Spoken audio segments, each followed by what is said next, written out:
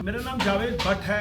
मैं industrial association Sopore का president हूँ और अक्सर मेरी बात होती है टीवी पे। जब भी मैं बात करता हूँ हमारे नॉर्थ में डिस्ट्रिक्ट बारामूला, डिस्ट्रिक्ट कुपवारा और जो हमारा डिस्ट्रिक्ट बारामूला लग रहा है कि जो हमारे ईमानदार लेफ्टिनेंट गवर्नर है उसकी कानून तक ये नहीं पूछती है। तभी मैं मजबूर हो गया आज जम्मू आने के लिए।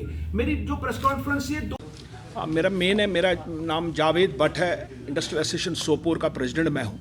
मेरा जो आज मेन मकसद है प्रेस कॉन्फ्रेंस का वो दो तीन चीज़ों पे है। एक तो पहला ये है कि जो हाल ही में गवर्नमेंट ने कैंसिलेशन ऑफ लैंड किया है, हम शुक्रगुजार हैं गवर्नमेंट के कि एक बार तो उन्होंने प्रोविजनल रजिस्ट्रेशन को 31 जून तो उन्होंने एक्सटेंड दे दिया।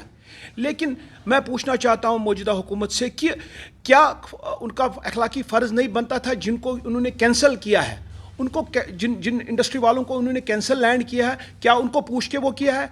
क्या उनको प्रॉपर नोटिस हो गई है?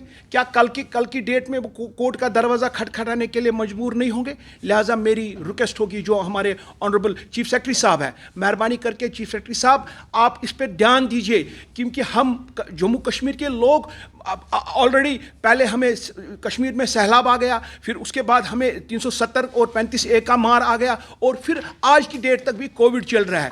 मेरी रिक्वेस्ट होगी लेफ्टिनेंट गवर्नर साहब से, अगर आप हकीकतन इंडस्ट्री का दिल जीतना चाहते हो, अगर आप ये बोलते हो कि इंडस्ट्री के लोग हमें सौतेली माँ के बेटे ये नहीं है, हमारे अपने हिंदुस्तान के बेटे हैं, अपने जम्मू कश्मीर के बेटे हैं, तो एक बार उनको सोचना पड़ेगा। मेरे लेफ्टिनेंट गवर्नर साहब आपको ये सोचना पड़ेगा, मेरे अमित शाह साहब आपको ये सोचना पड़ेगा कि एक बार आप जरा जम्मू कश्मीर की इंडस्ट्री को तो गले लगा के देखो। आप तो बोलते हो कि आज की डेट में 15% हमारे जम्मू कश्मीर में बेरोजगारी है, चौथे नंबर पर हम हिंदुस्तान में हैं।